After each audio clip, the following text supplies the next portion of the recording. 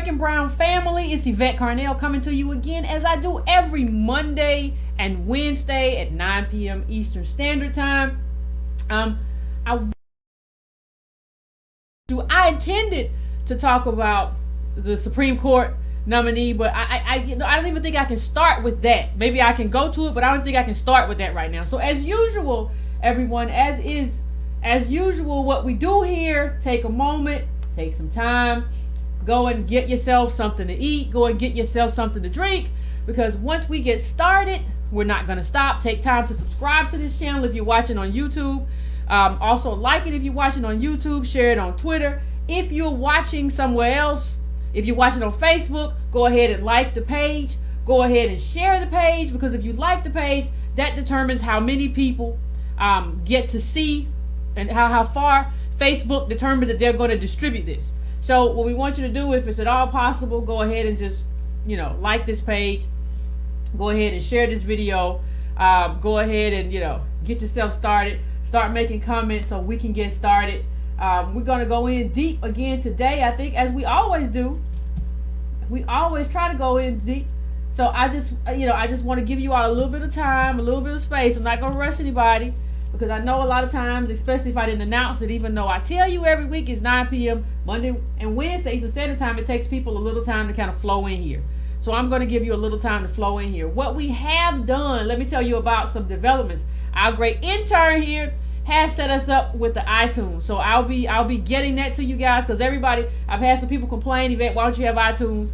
Why don't you have iTunes? Because YouTube doesn't allow me to multitask and listen to the show. So we have got that set up. I'll be providing all of the details of that to you going forward. Something else that I'm going to be doing in terms of just housekeeping, just so you know, what I'm going to start doing, because sometimes I know we're talking fast, we're getting into it, and some of you missed what we took the data from. Or sometimes I'll say data and you won't really know what I'm talking about. So I'm going to go to every day after I publish. And somebody recommended this to, kudos to whoever recommended this in an email. I'm going to put it up on Breaking Brown, like the data points that we went over during the conversation, so that you'll be able to research that for yourself. Because what I always say is, I don't want you to trust me. I don't want you to trust anybody.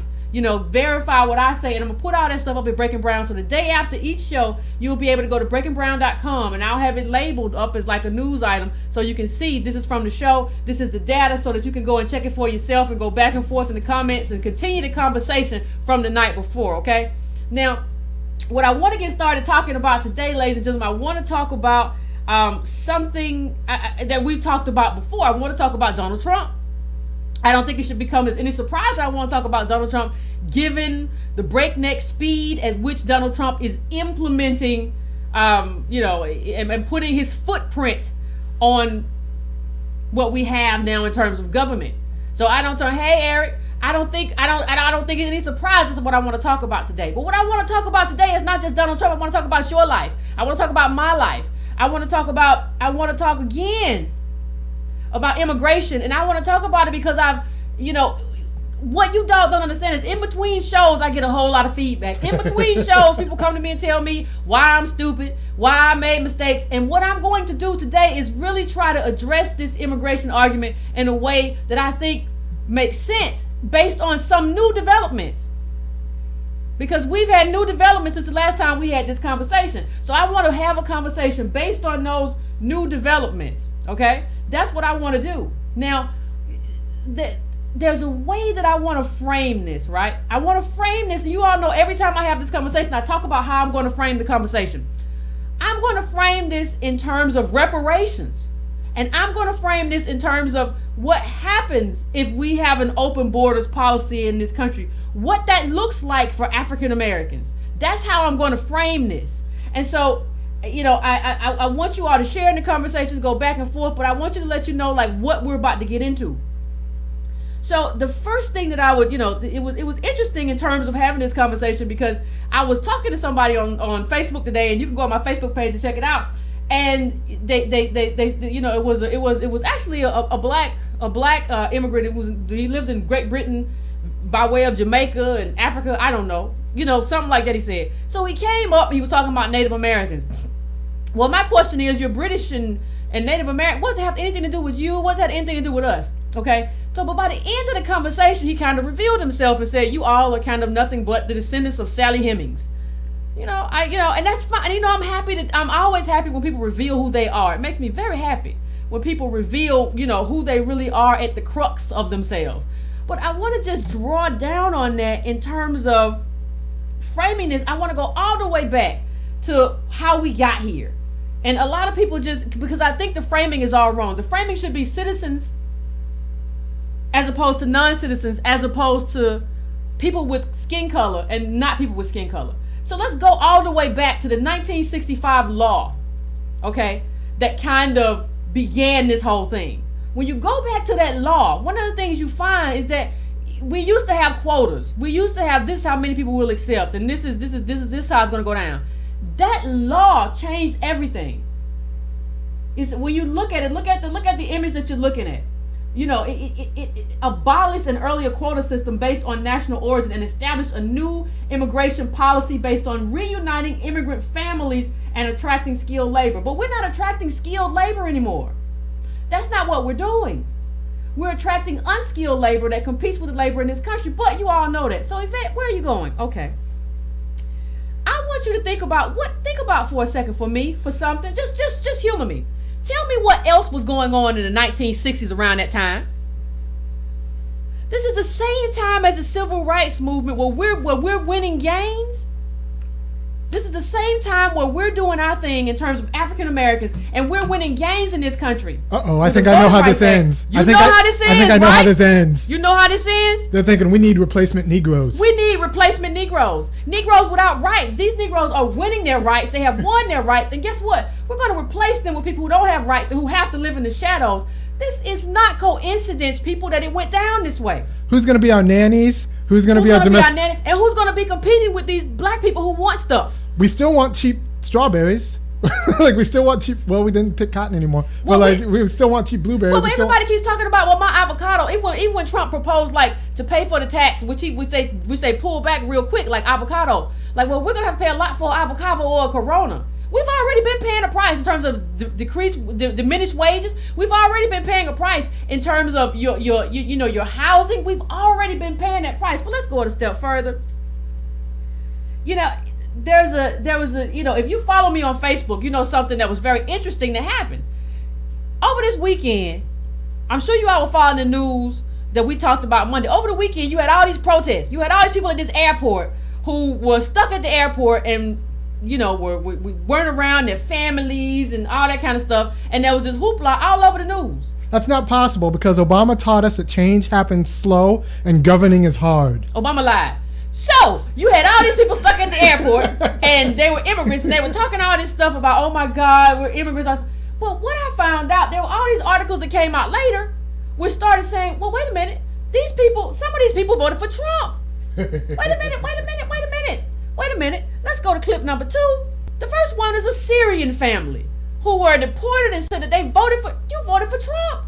You voted for Trump, but you want me to go to the airport to protest for you when you're part of the reason that Trump is, regardless of how you feel about Trump or anybody in this room anywhere else, you voted for Trump. You created this. Understand what this means, people. I want you to understand what this means. If they voted for Trump, understand what they knew when they voted for Trump.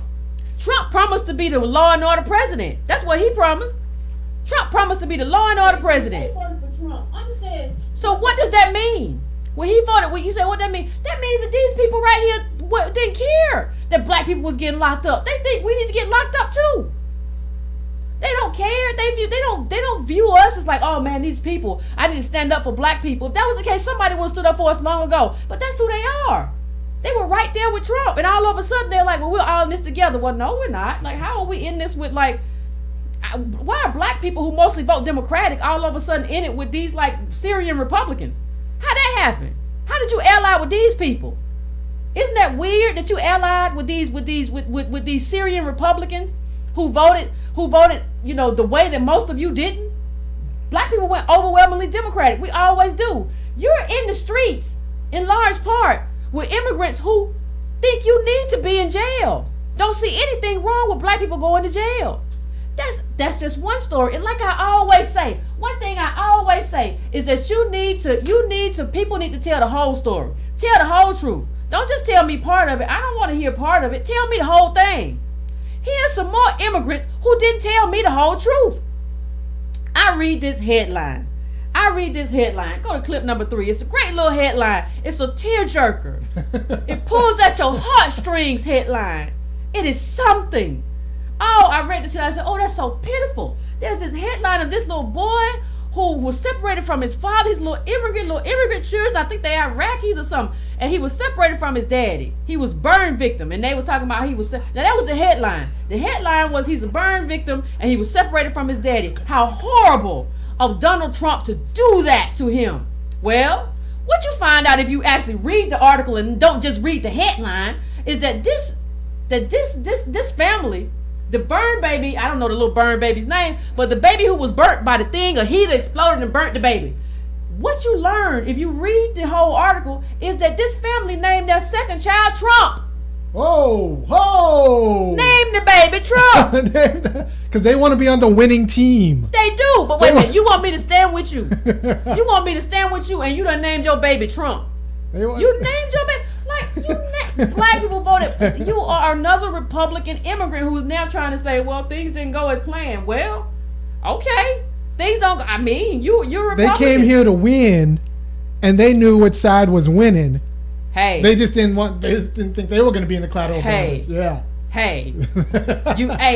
It's on you. This on you. They came here to win. This is what you voted for. Trump ain't never lied. Trump ain't never lied to you and told you he was going to do anything other than what he said he was going to do. But you thought, you didn't listen to all that. You listened to the part where he talked about, these black people, and all this law, and you listen to Law and Order. These same people who want to see black people behind bars are the people who are now wanting our help. I ain't got no help for you. I don't know what you going to do. I wish you the best. Godspeed and good luck. Got nothing to do with me. So I always ask the people tell you the whole truth. Don't tell you the half truth or just Trump kept me from my baby. Tell me why you named the other baby Trump. Child, please. So because they wanted that other baby to do well in life. And if that meant stepping on a few other people, they don't care. They don't care if I gotta step on other people. They don't. That's not something that they care about. Well, how will you think these people thought? Well, what will black people think? How will black people feel? We have to think about the blacks. No, they don't think they have to think about no black. They don't care about us. They don't care about us. They didn't move halfway across the world to care about us, Yvette. Yeah. Ooh, somebody said on my Facebook page, jokes on them. Yeah, jokes is on you. I wish you the best of luck. We're reuniting with your baby and all that. And baby Trump. We wish baby Trump the best of luck too. Good luck, baby Trump. And let me tell you something else. There is a new poll. I mean, we had all this negative coverage over the weekend about Trump. And I think it was his aide, Kellyanne Conway, who said something to the effect, people don't care about, people care about what affects them in their life. They don't care about what offends them. People care about what affects them, not what offends them. And I think that's true. There was a poll, put up that poll. There was a poll which showed, it was, the first poll to come out about how people felt about the Trump Muslim ban. And it turns out half of the people are perfectly fine, even after all of that negative coverage. All of that negative coverage. That means your Facebook feed is lying to you. Yes. Yes. Lying to me. People are fine. Americans are fine. They care about what affects them, not what offends them. They ain't offended about all this stuff going on this weekend, and you trapped at the airport. You got a 3-hour delay. You eventually got here. This is a 90-day thing. This is a suspension. This ain't like putting black people in cages for nonviolent offenses. It's much less than that. I didn't see none of y'all coming out for that. Let's be honest, Yvette. I'm sure these same people who are very moved by the idea that someone was detained at the airport are losing sleep over all of the black people still in jail over $50 bonds, $75 bonds, $150. They've been serving 4 or 5 months time. What they in the street in Ferguson? I don't think so. What they in the street in Ferguson? With all that stuff, what they in the street? Any of these protests, Baltimore, Ferguson, any of the protests we have, what these people in the street? No. Did you hear immigrants speaking with an accent? I am coming here to. No, ain't nobody in there. That didn't happen. Ain't happened. What's wrong with y'all in the streets? I better not find none of y'all at the airport. I'm gonna just look out and find you. I'm gonna start trolling people who go and do that stuff. And you know all this stuff is going on. These people ain't showing up for you. What's wrong with you? And let me go to hold on. We got black people in jail right now, today, right now, as we speak, for like $50 bonds. Yeah. Because they can't pay a $50 bond. But we finna break this down even further. Let's break this down even further. We always talk about reparations. I have told you many a time that I am in favor of reparations. I've made no secret about that. I've made no qualms. We've talked about wealth transfers. We've talked about all that. And I've told you that the reason black people don't have no money is not because we're lazy, not because of a culture. We use a sandy data to show that hard work doesn't do it. It doesn't close the wealth gap. Ain't nothing wrong with us. It's something wrong with the way this system has been managed. It's something wrong with how we have been not allowed to create wealth and build wealth for ourselves thanks to slavery and Jim Crow and all of that. So I'm in favor of reparations. But what I'm telling you, listen to me closely, reparations is a privileged status. I want you to hear me. Reparations is not just about the money you receive in your hand. Reparations is about a quality of life, ladies and gentlemen. And what I'm telling you, I don't care who disagree with me or not. What I'm telling you is that you cannot have an elevated and privileged quality of life by being the same as everybody else. You cannot come here and say, I want to be the same as these people who just came here from the third world, but I want reparations. Right. Reparations is an elevated status based on what you have. We have a special claim. We have a special claim. Because of our special claim, as descendants of slaves, we are elevated in terms of our status. That's what we're saying. You cannot say that at the same time and say, well, I want an elevated status, but I want to be the same as immigrants. And I want immigrants to have all the same things I have. That is not an elevated status. What we are asking for is an elevated status of our citizenship. That's a big deal. And but it's earned. We've already earned it. Yeah. We've already rendered the services. Services have already been rendered. And people need to understand that. That's what we have that now. That's who we are. That's what we are. And what you need to understand is that this influx of immigrants is not about a few people coming over here. Because if it was about a few people coming over, we would not have reunification of families. Okay, if it was just about workers, we talk about workers. If it was only about workers, reunification of families wouldn't be a thing. It wouldn't even be a thing. This is not about the reunification of families. This is about replacement Negroes. This is about replacing black people as workers in this country. No, let me break it down even further. It's about bringing the third world to America. Because you know what these capitalists have decided? They have decided that the only way they can compete with other countries that build factories in the third world is to have the third world in America. They are bringing the third world here. Now, if you want to live like third worlders, then by all means invite that into your life. That is not something that I want for myself. That is not something I want for my nieces and nephews and the people to come after me. I don't want people in this country to live like third worlders. I want us to insource our own stuff. I love, when Donald Trump says he's gonna cut these H-1B visa programs and all that stuff. When you just bring in these they just indentured slaves. That's how they are. Yeah, the word is insourcing. Instead of outsourcing out to India, we bring people in here and we insource. Exactly. Yeah, it's what's going on, and we train people to do these jobs. Right. We just don't want to pay them like we pay Americans. But you got to pay them. You got enough money. People like to hoard money. You have enough money. Pay the people. And you know what? We're going to force you to pay the people because he ain't going to let them in. You can't come in no more then. The people ain't going to come in, so now what you going to do? You ain't got no choice. But my thing is, you either want to live like third worlders or you don't. You can't say, I want access, I want a special privilege, but I want to live just like everybody else. It don't work that way. It don't go that way. Special privilege means special. It means you're up here, you're over here. Because we descended from slaves, and we have a special claim. Slaves and slave masters, and we have a special claim in this country because of what our people have been through. That's what that means. Everybody can't have that claim. But we also have special responsibilities. We vote, we organize, like our citizenship means something. We participate in it. But you can't do any of that if you don't have your papers right. No, No. You live in the shadows. If you're living in the shadows, you're a bad ally. Structurally, you're going to be a bad ally. You're not going to be out for me for anything. And they haven't been out for us. No, but like I said, nobody has been out for us. I mean, if you say, it's funny, if you, people always say, people want to stand up and say, no, I don't want these cuts because I don't want to hurt immigrants. I don't want these cuts because they have families too. But we've already bore the brunt of those cuts. Right. And we shouldn't have. So what are you saying? That they can't bear the brunt and we should have? Right. It's a finite amount of resources. Right. Remember, none of this would be an issue. None of this would be an issue if there wasn't lead in black people's water. If there weren't, if we were living like white people. No, exactly. Let's break it down. If we were living like white people, none of it. And I'm talking, even a lot of white people aren't living good now. Wait a minute. You mean to tell me these people coming in and like black people who've always been on the bottom are still on the bottom? And now you have white people falling into poverty, but you're telling me you want other people to come in and have access to the resources of this country. I want to know how that makes sense. Now, here's the thing. White people like their cheap labor. They do. But here's the thing. Here's the thing, black people. Let me explain something to you. Let me break something down to you real quick. If you want to invite third worlders into this country and to live and be beside you, and have open borders, because that's not what it's done. Don't say like illegal immigrants. No, the Democrats have been up until now in favor of open borders. Open borders, where borders don't mean anything. You can come and go as you please. They're in favor. Hillary Clinton said that during WikiLeaks. Open borders, okay? Understand. I want you to understand what open borders means for your life.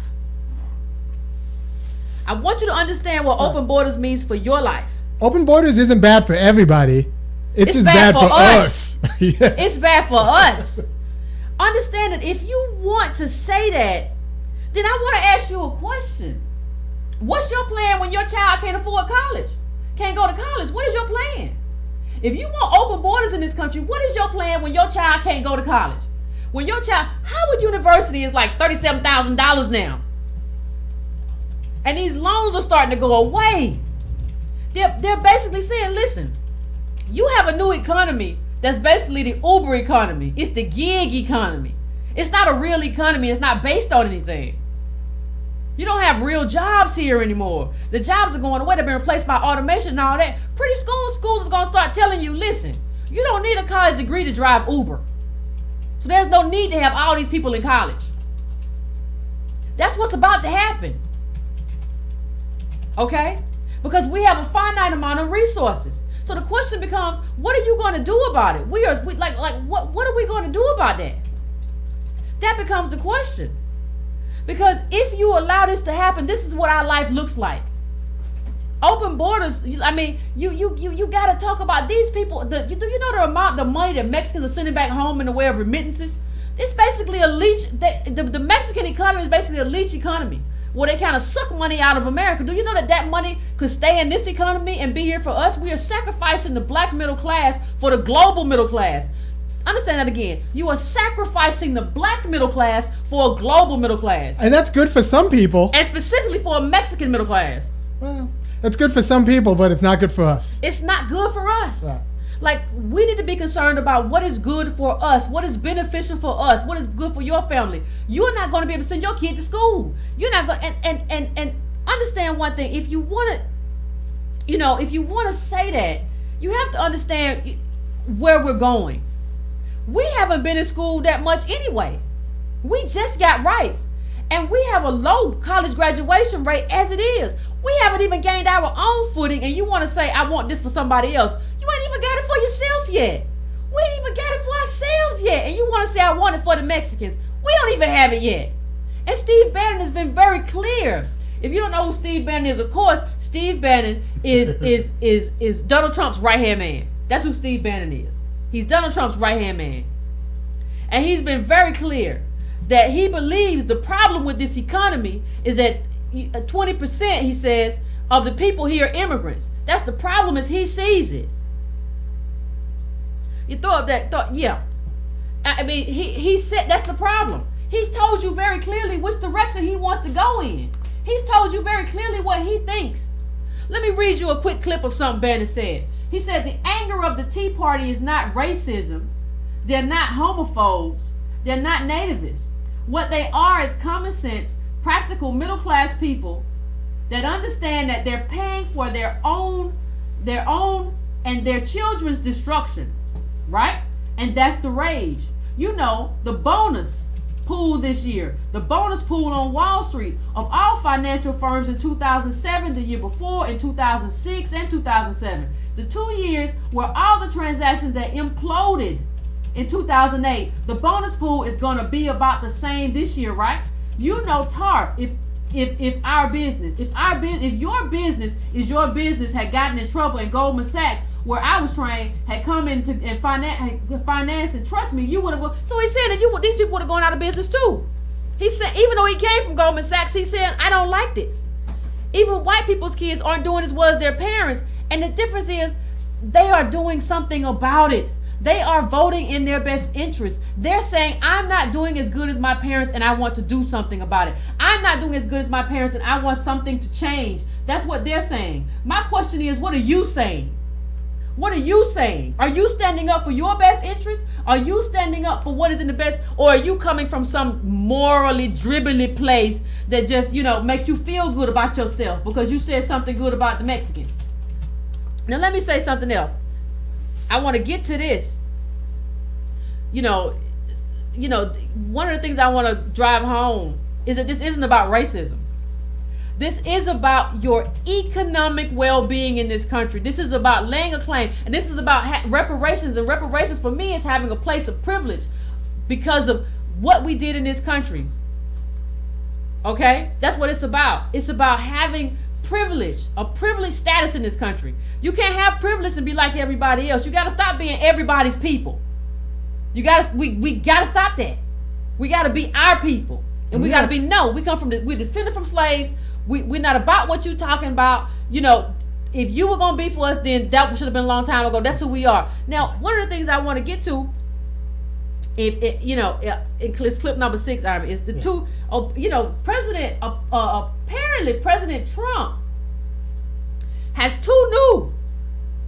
is mulling over 2 new executive orders. He's been a busy man since he took office, ain't he? No, but Obama said change happens slowly and it's hard to govern. That's what I was taught for the last 8 years. How many times I'm gonna have to say Obama lied to you?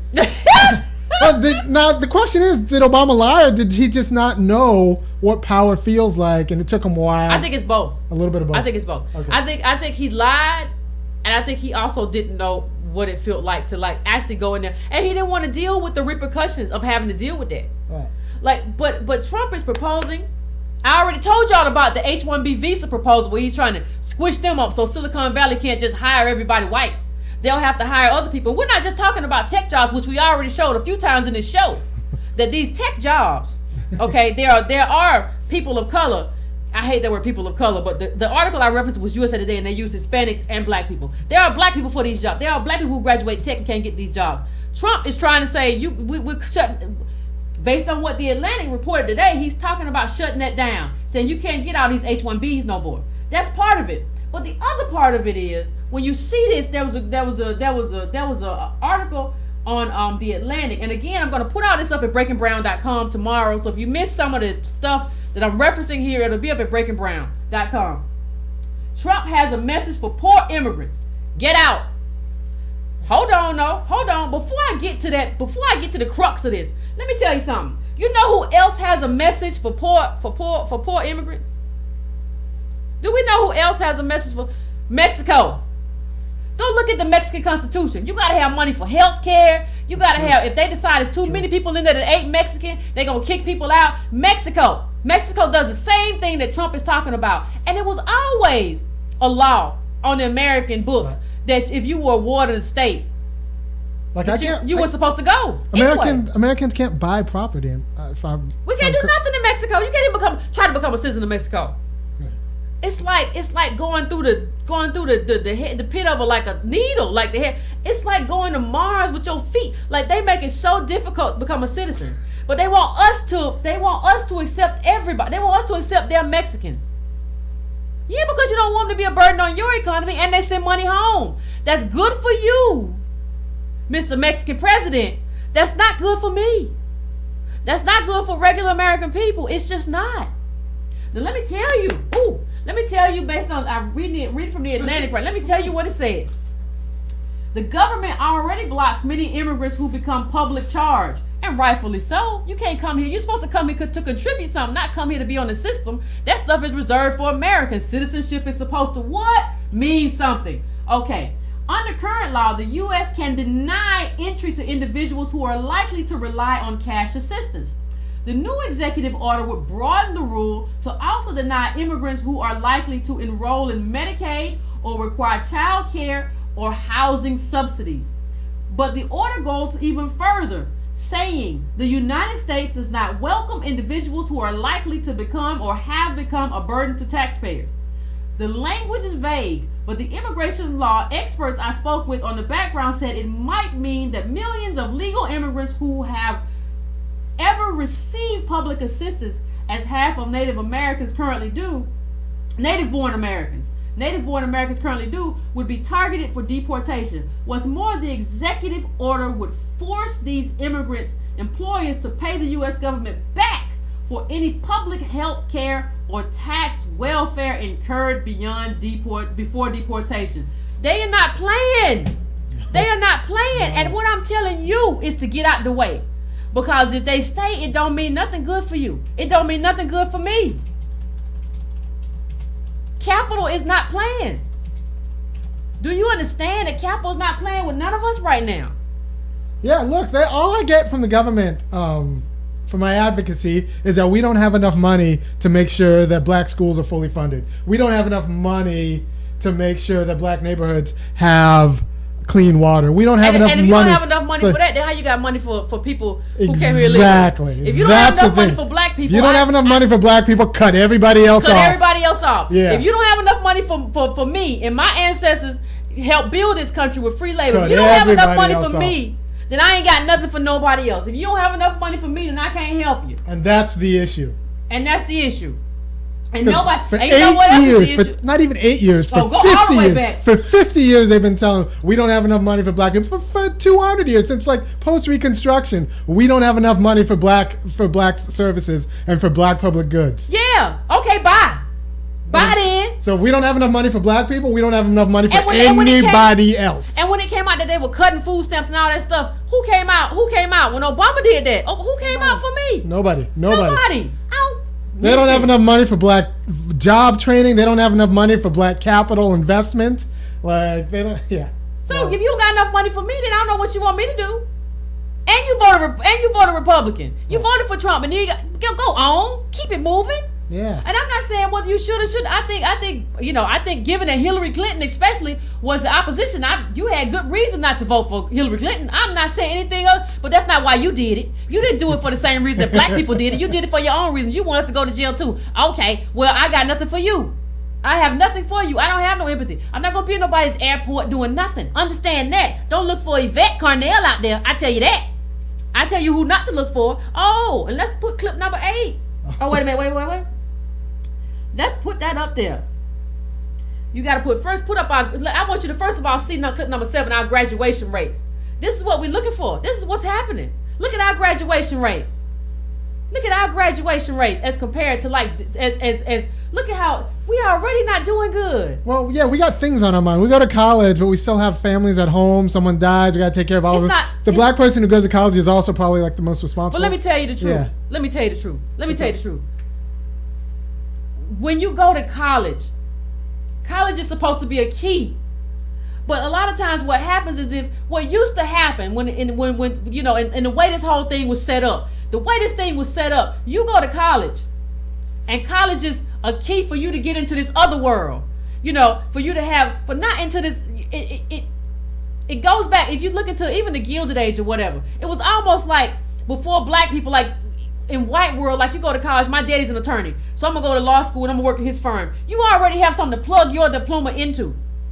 You already have something to move you in that direction. You already have something. But what's happening with black people is that nobody was plugging us into anything, right?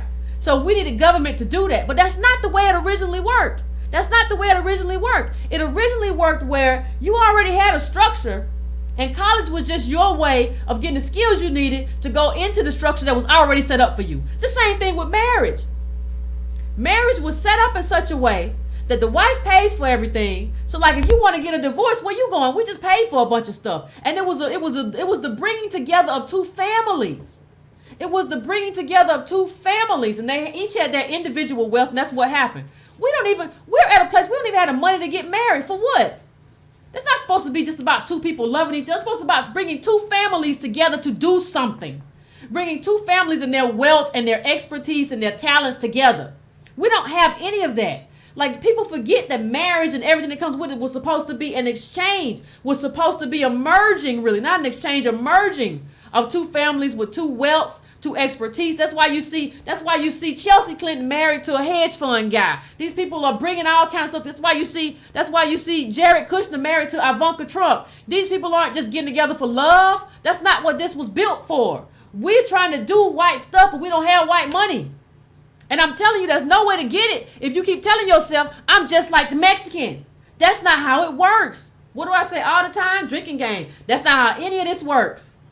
So the one thing I want to show you is you bring up clip number 8. And to be clear, I don't think the immigrants are saying we want to be just like black people. No, they don't care. They think something wrong. Go to Mexico and see how they treat black immigrants. Go to a lot of Latin America and see how they treat black immigrants. They treat black immigrants like trash, but you over here talking about you gonna be for the man. Just stop talking that stuff. Like the Mexican president did something very interesting. He set aside $50 million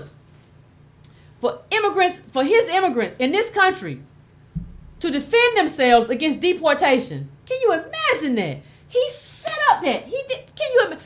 $50 million he set aside. $50 million. Let me tell you what I see when I see that. He wants that remittance to come back home. Him and Carlos Slim, old fat finger Mexican billionaire. He wants that money to come back home. Okay, but let me tell you the value of what's going on here. What you see here is what I say all the time. This is the value of having a homeland. This is the value of having a president somewhere else that has your back. We as African Americans don't have that. Right. So we have to protect what we have right here. And I'm telling you, whether you realize it or not, we have to be cutthroat in the way that we protect our own interests in this country. We don't have the way. You know, I had a friend tell me on the phone the other day, and I said this in a post. You know how a rich white woman passes a homeless black man and she don't even see him? I mean, it's not even that she sees him and she says, poor thing. Like, she passes him and she don't even see him. She don't even know that he exists. It's like he's a piece of wood or a rock on the side of the road. I'm telling you, the capital is so wicked right now, you're going to have to be that white woman. There are some things you can't see. There are some things you can't look at. There are some things that can't mean nothing to you. Because we have to eat. And we have to live. And I don't know about you, but I got family. All right. So there's a difference between me and Yvette, and I think it's important because I actually think I'm pissed that these people haven't been standing shoulder to shoulder with us until now. So if they go first, I'm willing to go. You say it's too late. I ain't going. I'm saying it's too late. I'm saying we've been through enough in this country. You don't had enough opportunity to stand with us. You didn't do it, and I'm through with you. That's what I'm saying. So there you go.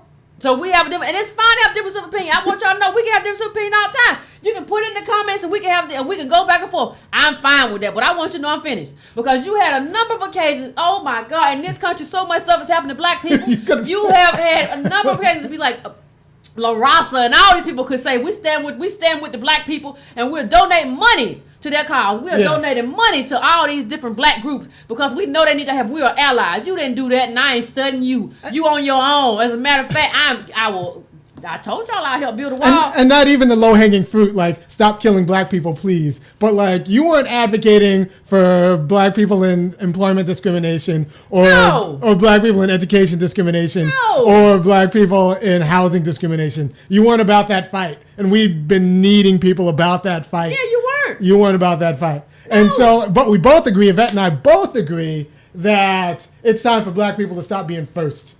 Like we shouldn't be on the front lines of any of this. Like none of it. Listen. Let me tell you something. In this era right now, we're being suffocated. I don't know if you all understand it. We're being suffocated. And that suffocation might happen even with Trump. But when I'm telling you, I don't have time to be talking about these people and fighting for them.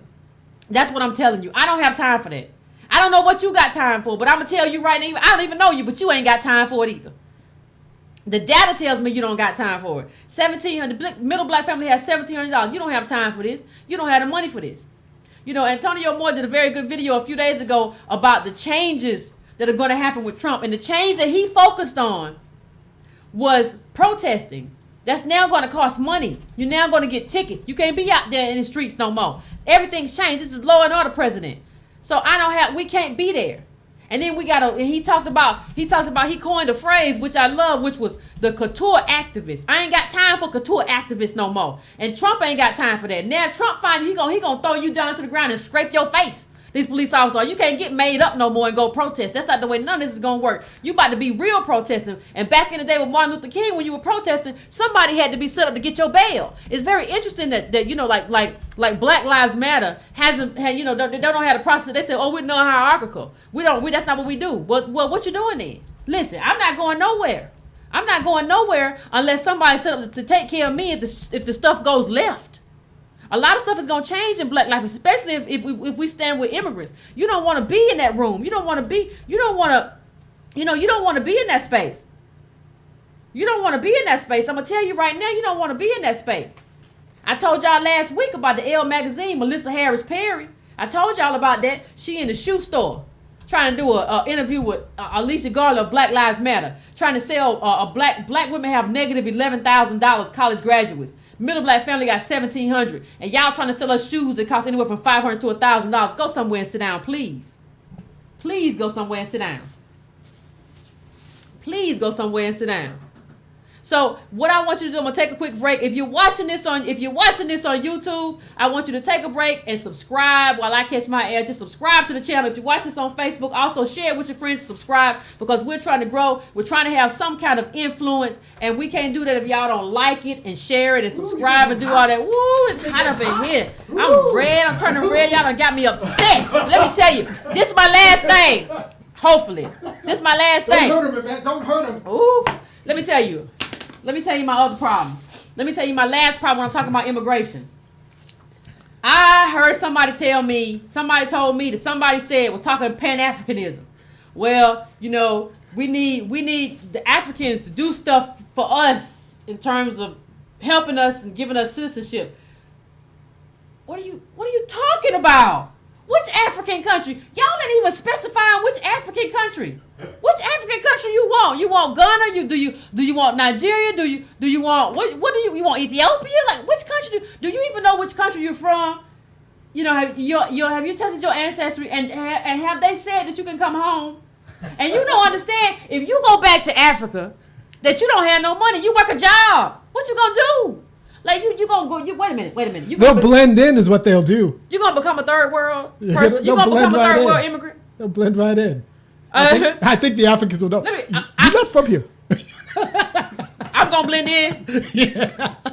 I'm a descendant of slaves and slave masters. I'm not gonna blend in.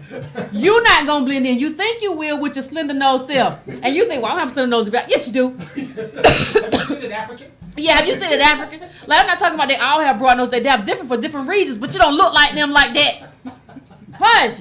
You're not going to blend in. You're going to look like a ward of the state. They're going to start treating you like Donald Trump treating these Mexicans. That's how they're going to treat you. Like, because nobody wants somebody to just come up and like, oh, I ain't got no job no more. I'm American. So I think y'all should, you know, just let me in, because we both black, right? Is that what you're going to do?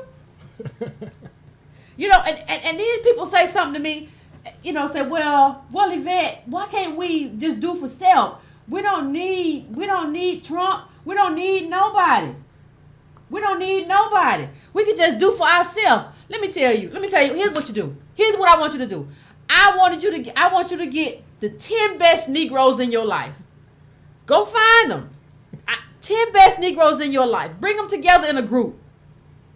I want you to put in front of them. I want you to have somebody go to Home Depot. I'll go for you. I'm going to bring back a bunch of wood. I'm going to bring back some pipes. And I'm going to bring back some metal. I'm going to bring back some insulation. And I'm going to tell you to build a house. Now see if they can build a house. Now you saying we can do for self. I want you to see if them 10 black people, the 10 best black people in your life can build you a house. Have them build a house. And I want you to send me a picture of what that damn house look like. Send me a picture of what the house look like.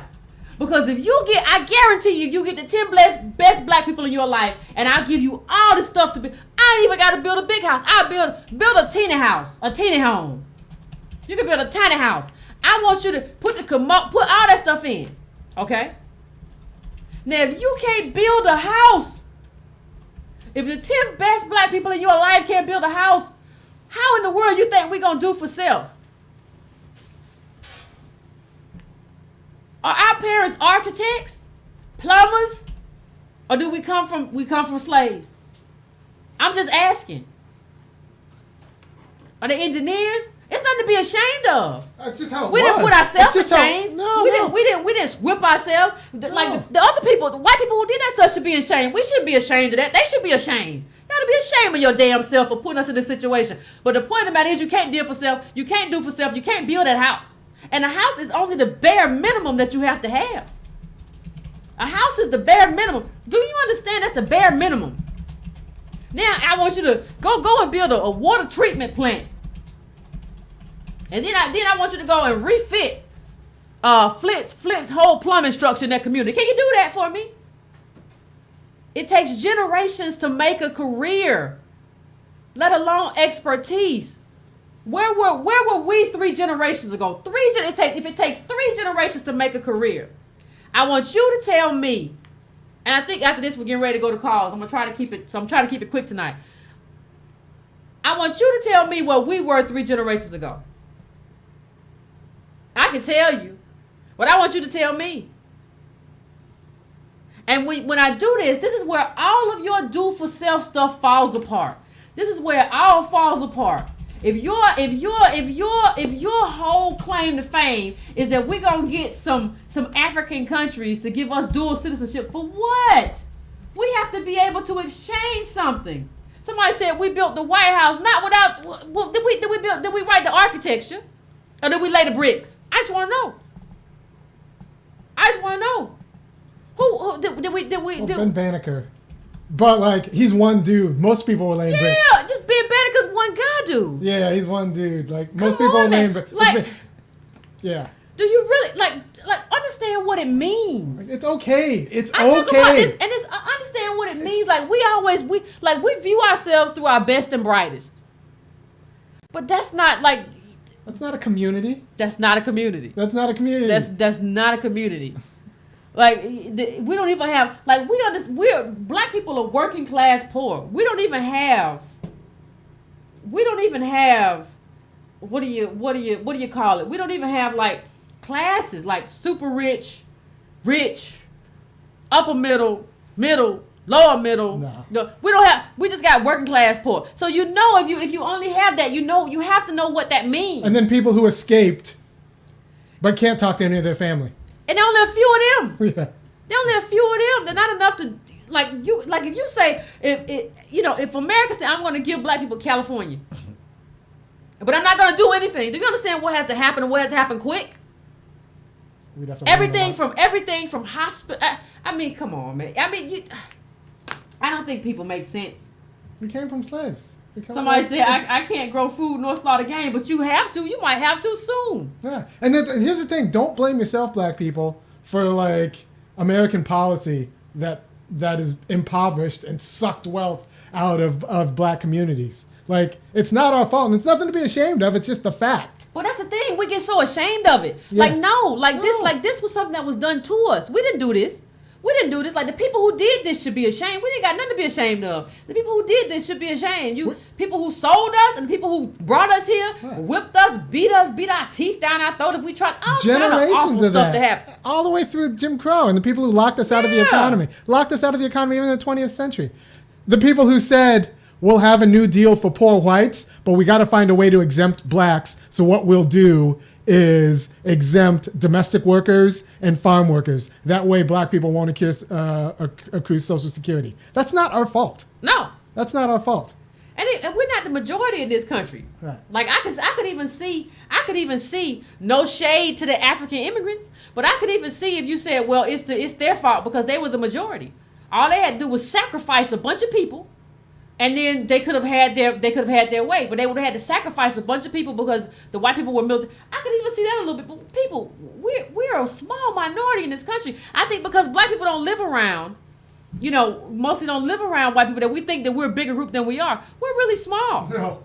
We're a really small group. So that's just what it is. Did we put the phone number up? Yeah. We can go to calls as soon as you can. Yeah, we got full lines already, but yeah. Yeah. I'll put the phone number up. In case somebody else comes in. But yeah. Take it. Yeah, we're about ready. All right. So.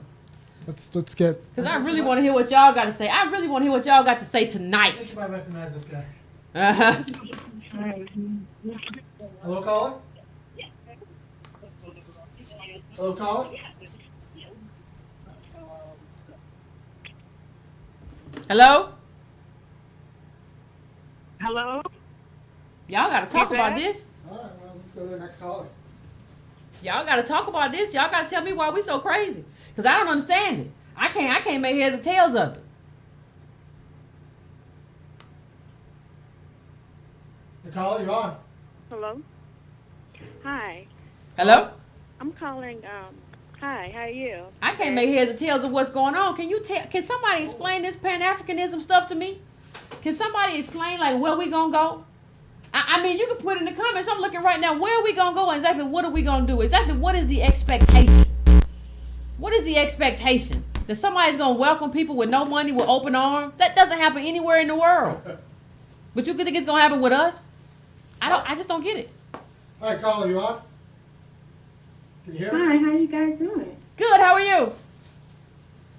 Great. I was calling because I don't know if you're aware, this is just a side note about Obama, just for a quick second. I'm not sure if you realize that before he left on Friday, he had signed a bill for the Palestinians to receive $225 million. Yeah. $1 million. Yeah. Yep. Yeah. Yeah, We can't that get water. could have been reparations for African Americans. Yep.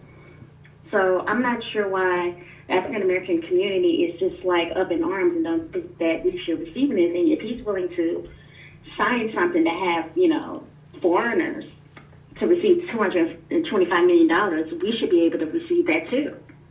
Yeah. I agree. Well, just don't stop telling black people that we don't have enough money for your stuff. We don't have enough money for your schools. We don't have enough money for your water. We don't have enough money to pay you for your jobs. We can't make work jobs for you. Yeah. I agree. Huh? It says that Yeah. the article. Go ahead. I'm sorry. Oh, yeah, and I also was going to say about the Black Lives Matter. I don't know if you also know that they were trying to help the Mexicans to gain citizenship. And I'm confused, like, why are we trying to help everyone else? Thank you, caller. Yeah, I appreciate. Let me just say one thing. I want to say one thing. Thanks. Thank you. I want to say one thing. If you had caught me at around 28, 29, maybe I was real stupid. That's what I want to say. Like, that's why I have faith in everyone's ability to learn, because I was real stupid. The stuff that I did and the stuff that I said about immigrants and solidarity was really retarded. Okay, and that's why I have faith in everybody's ability to learn, because I was out there helping. I was like a Black Lives Matter.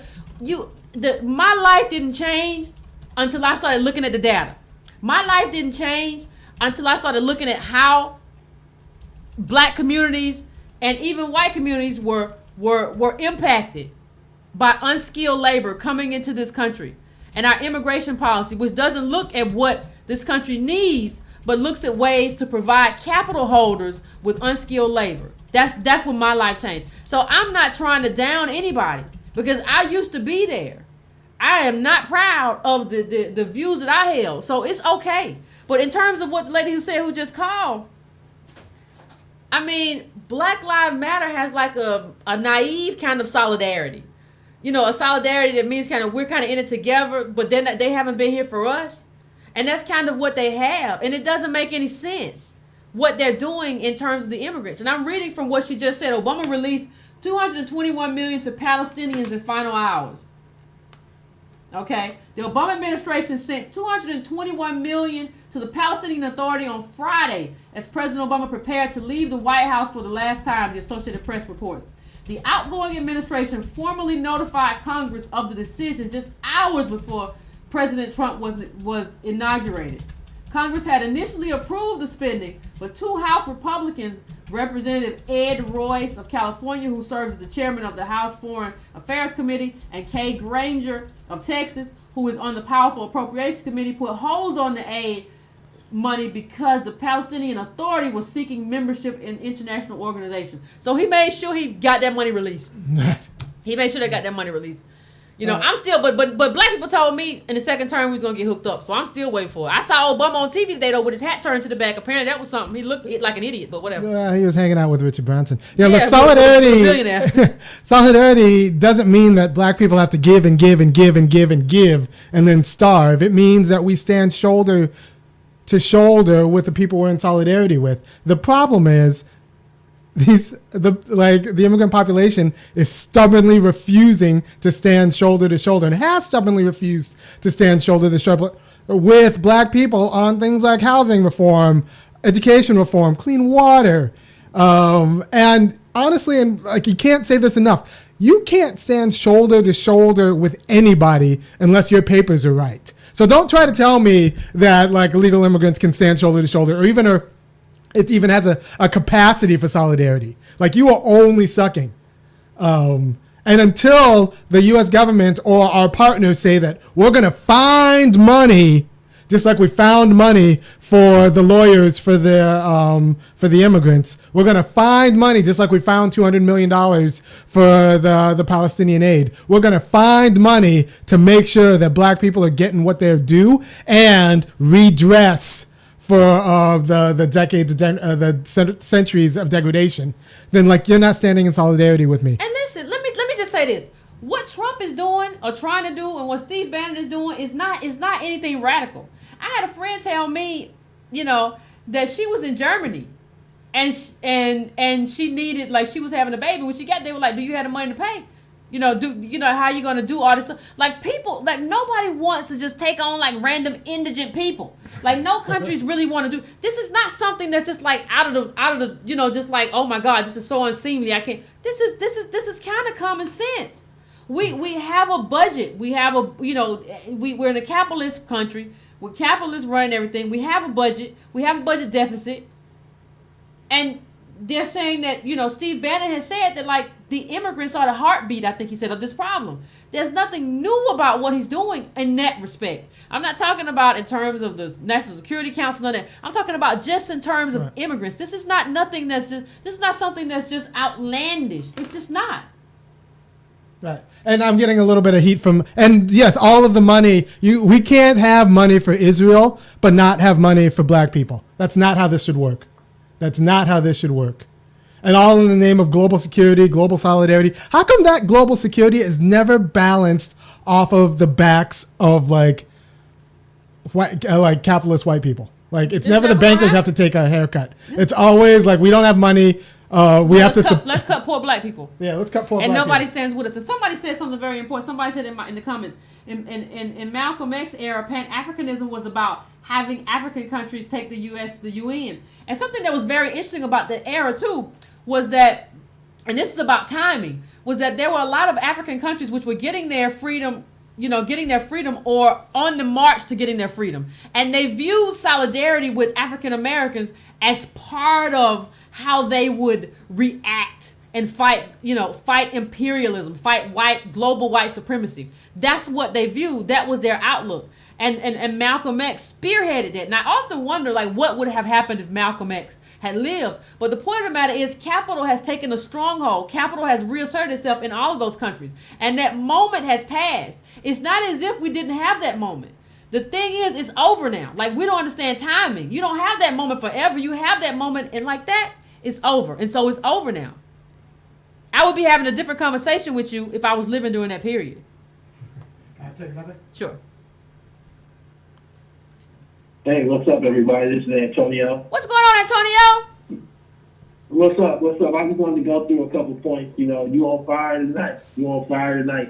This is a lot of the stuff that me and you have talked about, but I can't really get into what I'm saying until we go back to Borjas. Oh. Let's make sure everybody understands that Borjas, the Harvard professor, that's an expert in immigration, said that the 1980 to 2000 immigrant influx, therefore, generally explains about 20 to 60% of the decline in wages, 25% of the decline in employment, and about 10% of the rise in incarceration amongst blacks with a high school diploma or less. Now, that's 80% of black Americans. 80%. So once you have that baseline, you kind of come to a point where you just don't understand the argument for us supporting immigration the way that it's kind of been taken on, because it has such a this is drastic negative effect across the majority of the race. Mm-hmm. You know what I'm saying? Yeah, exactly. And for me, I come back to something me and you have talked about, which is, on one hand, you have African Americans desiring for a special place, and that's the reparations argument. I want a special place. But then on the other hand, you have African Americans saying, but I want to be equal. And the two don't actually fit together at all. Mm-mm. What you're asking for isn't just money, and in many cases, it really isn't money. It's a special status that comes along with all the legacy and weight that came when your parents, when your forefathers bore all that social cost and didn't get paid. And I think that in many ways, because we don't look at it that way, we look at it every way to try to make everybody else's story make sense. One of the things I particularly look at as showing that is everybody's talking about how prices of things are going to go up. Avocados is going to be higher. Avocados. I don't really like avocados. Jose Cuervo's going to be higher. I don't think a black person that drank Budweiser all their life and never knew what a Cuervo tastes like would really notice the difference. But what they don't tell you is that everything, that substantial other parts of your life are more expensive, whether it be housing, whether it be food, whether so many other parts of your life. So what I mean by housing, I mean, in a sense, when you look at it, many, like here in Los Angeles, many illegals cut the bottom out on Section 8. So it makes Section 8 so flat that working women, black women that are single mothers that make too much to actually get to Section 8. So now they can't get Section 8, but at least they can get a Jose Cuervo cheap, right? So this argument, I think that prices will go up. It's so mitigated by how much more we pay for a lot of things that we don't recognize because of this extra population. The last thing I wanted to say just to kind of capstone it is, I did a piece on Trump. You did a piece on Trump in terms of what's going to happen to Black America. But you're right. He's about to suffocate us. It's a different plan for us. I think he's going to cut that Medicaid, and then I think he's going to I think what's going to happen with education is he's going to make it a lot harder for you to send your kid to school if they ain't really, really on it. What do I mean? I mean, right now in D.C., only 57% of blacks graduate from high school. Trump ain't going to have time for the 43% to actually figure it out, and maybe they just don't finish. Let's just weed you out early and not make you go to school.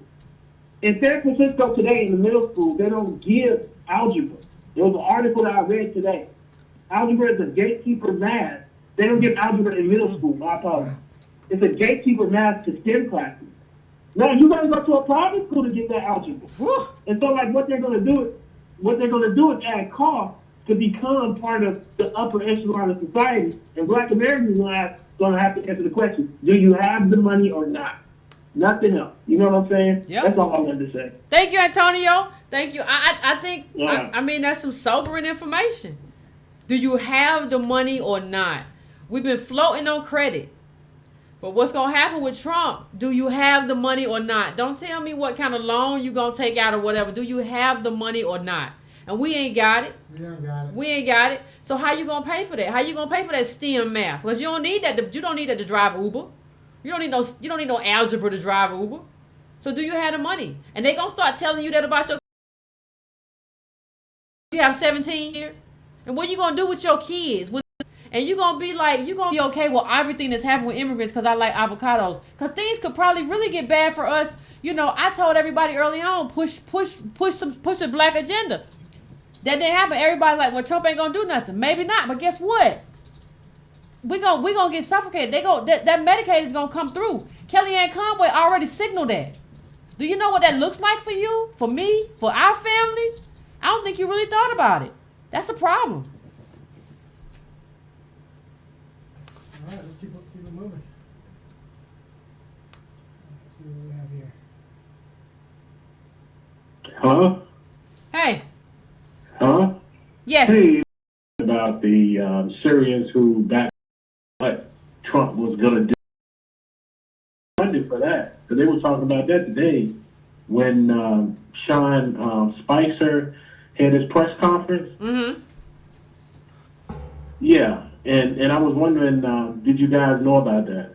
Yeah, I knew they were going to cut the funding. I approve. Yeah, and you know, I totally agree, and I just want the ones, us black people who for, you know, immigration, not for immigration, to stay not for immigration, and to consider us doing what we need to do for black people, okay? And the ones who is in disagreement with us, then they just need to be purged, because we just can't save everybody. Yeah, I agree. We can't save everybody. I agree. Yeah. Thanks a lot. And thank I you. really enjoy your show, and I'm going to be supporting you guys. So, you know, take care, and thanks for taking my call. I appreciate it. Thank you, caller. Listen. We can't save everybody. I mean, we can't save everybody. We're not the even only saving thing ourselves. I can do is provide is research and provide information that I think will help provide a political education so that you at least understand where everything is going. I told everybody in 2010 when Barack Obama was going, and nobody listened to me. So, and then everybody was surprised, and everybody told me, Yvette, you're just a sellout. You just hate black men. You said, no, I'm like, I know this Negro. I know this guy. I know what he's going to do. So what I'm telling you is that my job here is to tell you what from what I read every day, what's happening. Listen, I understand that these people might have felt like, I don't think you were thinking, what do you want me to do? So, I think black people in this country, with everything that we've been through, we've never had sanctuary cities. You know, people came here illegally. They knew when they got the smug, when they crossed the window. Obama shielded them, but you can't get in school. What are you going to do then? Yeah, it's just a fundamental disregard for black life that we are okay with. I mean, that's what really is the most frustrating for me. Like, we wouldn't even have to have this conversation if we had enough money for schools and water and housing for black people and jobs for black people. But we're so casual in this country about just like allowing black people to starve that like, and then the black people in this country are kind of okay with it, are willing to so eagerly like not play the hard politics it's going to take to win the gains that we need. And this is hard politics. Telling people to go home, that's not an easy thing. That's not something I want to do. But I'm saying that like if these people aren't here for us, if they haven't been in solidarity for us and they're not going to be in solidarity for us in the future and go first, because we're tired of going first, like this is the politics we have to play. Yeah, and somebody just said that the federal funding to sanctuary cities won't be cut. Already declared unconstitutional in another case. I can't understand how funding for sanctuary cities was ever considered constitutional. I can't understand that. Like, if you're here illegally, I don't understand how you can have a sanctuary city. I've never understood. People in those cities like their cheap nannies and they like their cheap gardeners and they don't want to tell. But I've never understood like how this was constitutional for you to set up something as a sanctuary. It's not a sanctuary for people who are coming from, you know, a country where they are political exiles, and if they are sent back, they will be hurt and maimed. We have political asylum set aside for those people. Right. I don't understand this isn't though. About that. No, I don't. I never understood it. I don't understand it. So it is what it is. Let's keep going. Hey, tell the people who we are and thank them for the time. Thank everybody for tuning in. This is Yvette Carnell, Breaking Brown. As always, Mondays and Wednesdays, unless I tell you otherwise, at 9 p.m. Eastern Standard Time. If you're watching this on Facebook, I want you to share it with your friends. If you're watching on YouTube, share it. Also, like it. If you're into Twitter, I'm not really like, I have a hard time talking. But tweet it to your friends and all of that. I appreciate it. Tell your friends. Donate Brown. You can always donate at donatebrown.com. Subscribe to my list at subscribetobrown.com so you can be on the mailing list as well. Tell your friends and go to www.breakingbrown.com. Sign up for a monthly. We're trying to grow. This is black politics like nobody's doing it. And we're going to take some more calls? Sure. All right.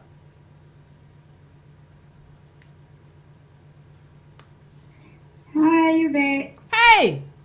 Hello? Yes. Hey. Oh my goodness, I'm happy I got in because I tried to get in yesterday. I just want to tell you I am hot. I am disgusted.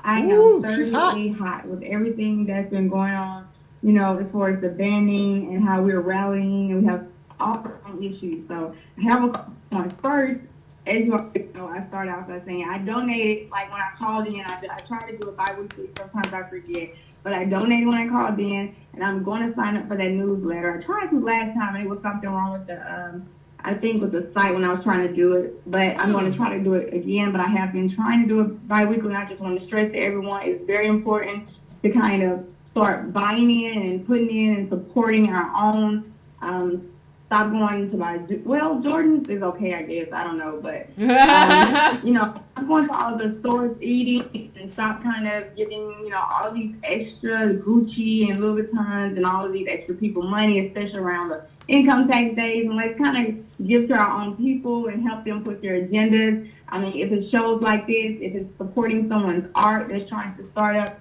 anything like that is great. So, okay, so I have a few points if I can find it. Okay, here it is.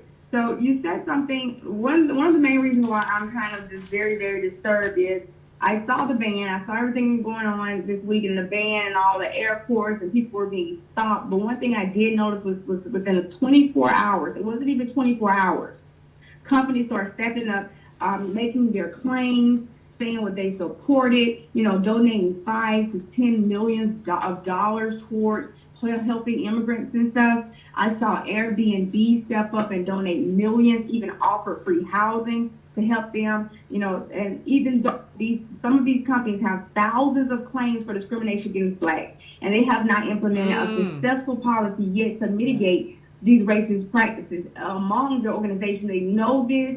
I mean, I think it was a rental company, I don't want to say their name, but you know, the car company, they had a lot of claims against black people that worked with them, black males, saying that a lot of the calls would get canceled once, when they were called out to pick people up, they would get canceled once they found out that they were black drivers. So they have all these racial practices going on in their corporations. Right now, we have our own They don't issues. care. Yeah, within a matter of 24 hours, they were all stepping up, willing to donate millions of dollars. I was very disgusted by that. The hypocrisy of all of this is these same founders of these billion-dollar companies and corporations won't even hire blacks outside of service jobs. I mean, we get hired by mass numbers for service jobs, like, you know, restaurants and stuff. But as far as these jobs where we can kind of creating positions for others to kind of move into middle class, we can't get. On a weekly basis, I'm visiting corporations, and out of 100 leaders I see that come into the room, and today, in 2017, it could be 100 top leaders. I'm saying CEOs, CIOs, you know, the president, founders, the directors, even some managers. Out of 100 plus leaders, we still in 2017 have one token black. One token black sitting in those organizations. Another thing that I realized after seeing all of this and just seeing all of this throughout the day, and how all these companies and even our great people was stepping up and supporting these people within a matter of 24 hours, I realized that we are truly, like sometimes you say, we're really on the bottom of the barrel. We really are. A lot of our people are blind. You know, a lot of these immigrants did turn a blind eye. I heard what you said earlier. They turned a blind eye to what's going on in Ferguson. I remember at one corporation, I was at a meeting, and one of the I don't know what he was. I want to say Indian. He literally made a statement. They do this prayer thing. He made a statement when they were saying, well, what are we going to pray about today? Kind of, you know, taking over, they were about to say their circle of prayer about. And he said, oh, we're not going to pray about Baltimore because they're wanting their own communities. He said this out loud. I had to walk out the door. I literally got up and left. This is how they feel. You know, they say things because they feel that they'll get better, you know, kudos amongst the other races. And, you know, they came here with their racist notions, thinking that they would, like you said before, get ahead and be more American with those racist notions. But as this happened, I mean, they just, oh my goodness, how could this happen to me? Yet they sit around on TV when they see black bodies in the street and do nothing.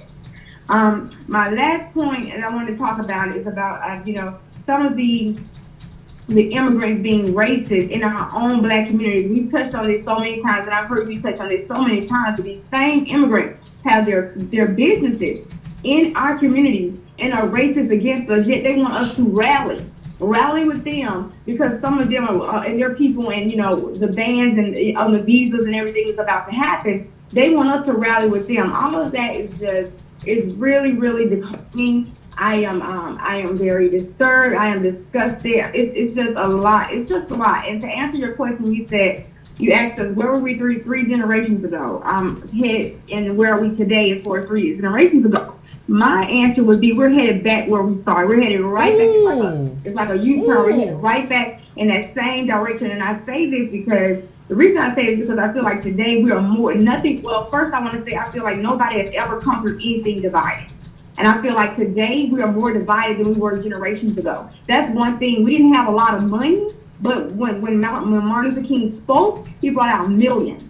You get what I'm saying? Yep. And then another thing is when they spoke and they said they were going to do a call, like the boycott, they pushed out. They were able to sacrifice. They walked 20 miles a day back and forth round trip to work. They sacrificed to stick to a cause. Today, we can't even stick to one thing. Like, we really can't get anything passed because today we are on it. 3 days later, Beyonce's pregnant. So it's like we just can't really speak to anything. You get what I'm saying? I just said exactly what you're saying. I'm done. Thank you. I appreciate that. Let me just say, I don't care that Beyonce is pregnant, and you shouldn't care either. Like, I was so hardened. I was on Facebook and I saw that Beyonce is pregnant, and I went to News One, and I was so happy that, like, at least when I was there, at least like 30-40% of the people were like, I don't care. Let me tell you something, black people. I'm not saying you can't like sports or you can't listen to music, but understand something. There's no such thing as sports news, and there's no such thing as celebrity news. Nobody, like, this is something that they did to kind of sell stuff to us. They elevated celebrities and used celebrities to sell us a bunch of junk. That's what they did to us. Celebrities are a tool. They don't mean athletes are a tool. They don't mean anything. If you want to go see LeBron jump around, that's fine. But don't let him sell you nothing. Don't let him walk around on his new show with a sack of money so that he can convince you that that's how wealth transfers happen. He's just fooling you. If you want to watch him, just watch him play ball and then stop listening. If you want to listen to Beyonce, that's fine. Listen to Beyonce, and then but anything else that happens outside of that, cut it off. I only want to hear Beyonce sing. I don't want to hear her talk about nothing. I want to know anything that's happened in her life. It ain't got nothing to do with me, and I don't care. It don't matter to my life. I don't care when she having a baby, 2 babies. I don't care if she's an octomom. Don't give a damn. Don't give a damn. So I think that's how you have to be. In terms of what the caller said, I did see, companies step up for illegal immigrants in a major way. In a way that I hadn't anticipated. When black people get out of jail, or when black people go to jail for nonviolent offenses, when stuff happens and black people get killed and all the stuff we've been talking about over these last few years, I didn't see any of these companies step up. And let me tell you, let me just make another more broad point. Liberals and leftists always hate companies. Companies have too much power. Companies can do too much. I hate these companies. But then when the companies agree with you, and they wield their power in a way that you like, you're okay with it. No, companies have too much power just in general. Yeah. Corporations have too much power in general. You just can't make the critique when you agree. Right. That's what Nancy Pelosi tried to do actually yesterday. Did she? Someone asked her, and she was like, well, we just need to make the CEOs care about the stakeholders instead of the shareholders. That's not what they're paid to do, Nancy. No, you know this. They can lose their job for doing that. Exactly. Exactly. Crazy lady? Yeah, no, she knows. She knows where her money's at. She ain't confused. No, she's not confused. And something else she said that was so important. She said, where are we going? Back where we started. And let me tell you something, black people. We're still 13% of the population. If white people in this country want to send us back where we started, they can. And there ain't nothing you can do about it. You better be very careful about who you side with and who you have alliances with. Like I said, I think California is done being black. Like I think you better move to the south. I think they moved to the south. I mean, the whole West Coast because there were never black people in Oregon, and like Washington didn't have any black people, so they were all in California. But like now, I think California's just getting rid of black people. So, let's take. I feel lucky, anonymous. I feel unlucky.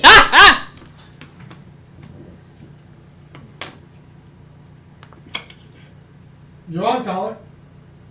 Hello? Oh, hello. Yes. Hi, this is Monica from Texas. How are y'all doing? Good, Monica. How are you doing? You got a southern accent. I'm doing okay. I just wanted to make a quick point that I don't know if people are even listening to what the affected refugees themselves are saying. Mm-hmm. I mean, I know everyone's heard about the couple that voted for Trump and now their relatives can't come. Got sent back. Yeah. It's really strange because it's not strange, but they don't even care about each other. The Iranians don't care if the Iraqis can come. The Iraqis don't care if the Syrians can come. The Syrians don't care if the Libyans can come. They only care about them and their relatives getting here, and then that's it. They back on Trump. Exactly. They're fine. Exactly. And so why are black people putting their cakes on for them? If you get a transit ticket, we can't hardly pay it. So if you get arrested out there and now you can't get a job, I mean, I don't understand it. It don't make no sense. You can't understand it. You ain't no way you can understand that. I can't understand it. And they when they get here, okay. So did y'all hear about Starbucks is going to hire 10,000? Oh yeah. Refugees. Yeah. Okay. So Starbucks has been needing 10,000 people all the time, and they couldn't find any American citizens. Well, they're like 10,000 people who are desperate. They found 10,000 make work jobs for these people, but our kids can't get a job at Starbucks. Nope. Or because we'll start asking for things. It's crazy. Yeah, because like Irvin said, we'll start asking for stuff because we're Americans and we know our rights. So we'll start saying, you can't do this to us. You can't be this way to us. I want time and a half for overtime. They don't treat us any kind of way. You can't treat us any kind of way. Why I don't ever get a break? I need a break. No, we don't need you to be come here asking for breaks. We don't need you to come here asking for stuff that the Department of Labor ensures you can have. We don't need that. That's not what we want. Where the refugees? Yeah, where the refugees at? Get these Negroes out of here. Bring me the refugees. Where the refugee applicants at? Negroes asking for Oh, breaks. yeah, there's no such thing as overtime. Yeah, there's something overtime. Keep walking. Hell, Malik coming in here talking about some overtime. You better get in there and clean them floors. And then when they get here, they automatically get up to $1,000 per person. A family of 6 can get up to $11,000. Did y'all know that? I didn't know that. How much? Up to $11,000. It's like $1,800. Ooh. It depends on the state. Like in Texas, they only getting like $900, but in like Maine, they're getting that $900 plus they're automatically being put on food stamps and TANF for a certain period of time. If they're over 65, they're already getting Medicare supplemental security is $74 a month. Yeah. Need to play black teachers. Close the Members of the family now. I'm reading the wrong thing. But prior to and during the participation in the match program, okay, so this says that if they're in this match program, then they don't get some of the state and local assistance benefits, but they're getting $325 per month for that. And then the stipend is provided for employers to hire them. Ooh, that's a lot of money to come here illegally. And incentives. Or even you come here legally. That's a lot of money and incentives to come here, ain't it? Yeah, like I think incentives. if you take away some of them incentives, people might stay home. I'm just putting it out there.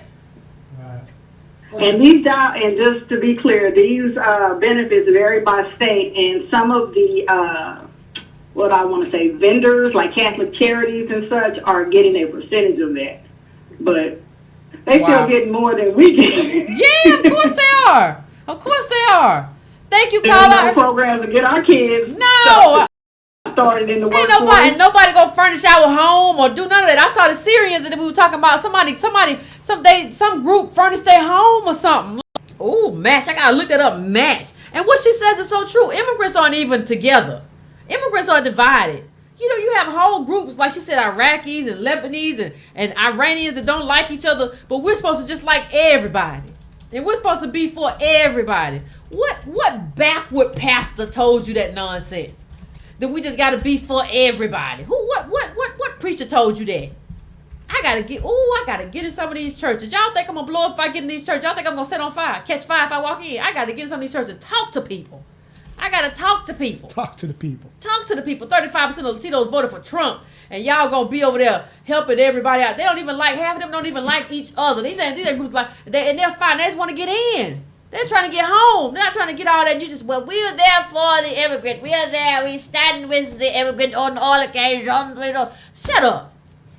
You can't even, you won't even stand with your cousin who's in jail for a nonviolent offense. You don't even go visit him in prison, but you stand with the immigrant? Ooh, Come on. I think that cut a little home for a lot of people in the audience. Yeah, you won't visit him in jail. He ain't even hurt nobody. He slashed nobody or did no home invasion.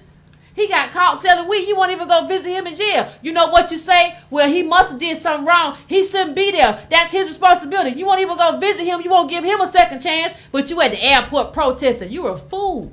And that's no other way I can put it. No, we've been programmed to treat black people like garbage. Yeah. Even other black people. Treat other people like black people. And we black people. Yeah. And we're programmed to treat other black people like trash. Right. Unprogram yourself. Life, I've said this time and time again, life is about learning and unlearning. You got to unlearn some of this propaganda that's been used to turn you against other black people. Right. Reparations about self-respect. Reparations are about self-respect. Self-respect. Quality of life. I think this one's from Chicago. Sanctuary City, Chicago is. Ooh. Caller, you're on. Hello? Hello? Yes. Hello? Can you hear me, Yvette? I can. All right. Hi, I am calling from Chicago, and I want to add to a point that you made earlier. 3 weeks ago, guess where I was? Where? In Ghana. In Ghana.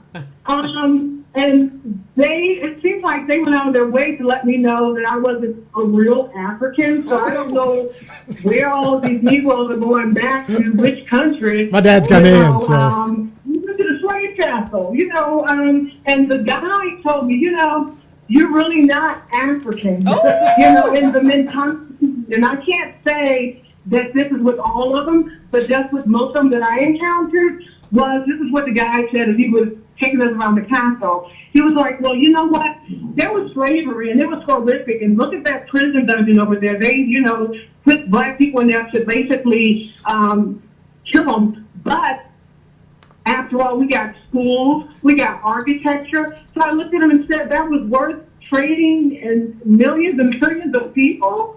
So the mentality in Africa is one of a pro-white, and you just said something about unlife. I'm a teacher. I'm a high school teacher, and I was told that I was teaching hate recently because I try to tell the kids about immigration because they're all for the immigrants, and Donald Trump should be doing this to those poor immigrants, and we should stand in solidarity with them.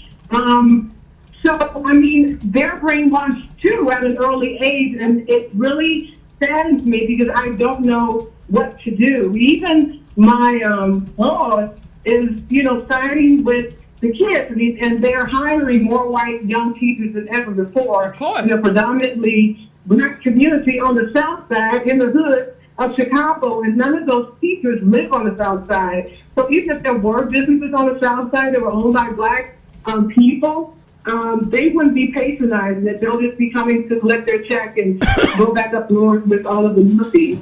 So if there's anything you can do or tell me or some kind of magic potion that you can give me to whip over black people and young high school teenagers who are already brainwashed to side with immigrants. And, Barack Obama, they love them. Even when I give them the other side, I'm just like, oh my goodness, what can I do with this?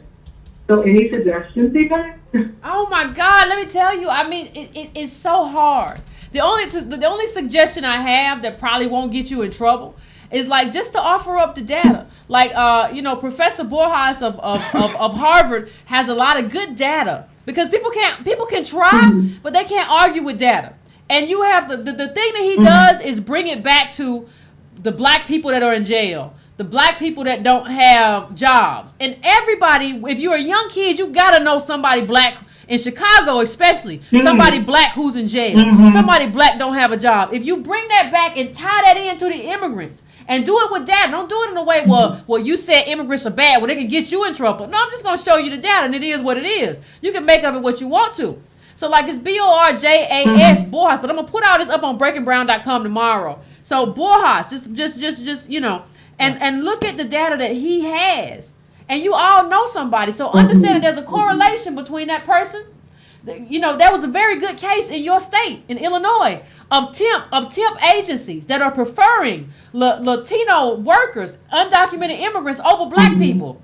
If they know somebody who's unemployed or underemployed, tell them they could have that job. If these people were not being discriminated against, and you can show them that article. That was a very good article. If you Google class action Illinois temporary agencies, there's a great article about that, about how they've been discriminated against. Black people have been discriminated against in favor of undocumented immigrants. And so you have to bring it home. What I find is that you have to bring it home to people's own lives. You have to make it about their personal lives. It can't be something abstract. Bring the data, but bring the data home to your life and how it affects your life. And you can't be in Chicago and not know somebody unemployed, underemployed, or incarcerated. I don't know how that's possible. Hey, I have a question over there. Army has a question for you. All right, so you're a teacher in Chicago. Do these students blame Obama for all the school closures over the last 5 years? Are they aware of it, are you saying? No, he said, do the teachers, do the students in Chicago blame Obama for the school closures in Chicago? No. No. That's Rahm Emanuel. They blame Rahm. They blame black parents.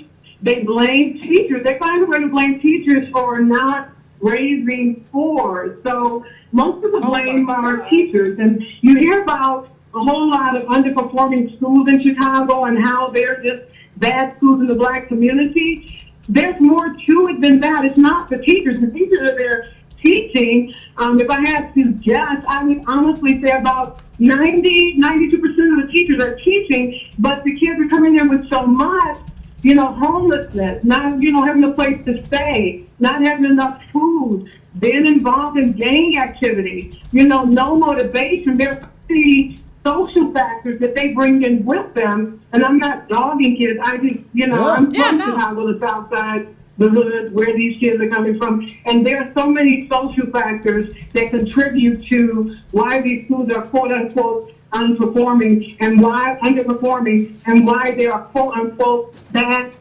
so-called bad schools. It's because the teachers aren't doing what they're supposed to do. There's so many social factors that we can and that are responsible for what's going on in Chicago. They use test scores to close down schools here. You're underperforming, so we're going to close your school down. They're not closing schools down like that on the north side of Chicago, where you have your white, middle, and upper class middle people up there. They're not doing that. And they're not hiring black teachers in groves at these north side schools.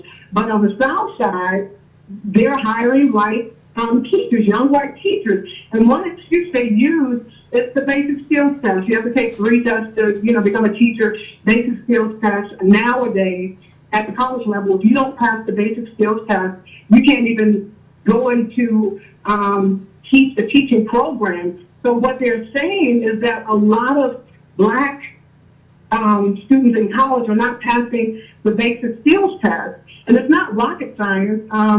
So I don't know what to think. All I know is that there are a lot of white teachers at schools on the south side. My sister-in-law is a teacher as well. I have a cousin who's an AT, and they're seeing the same influx of white students on the south side of Chicago who can't manage the class and who are not invested in the students.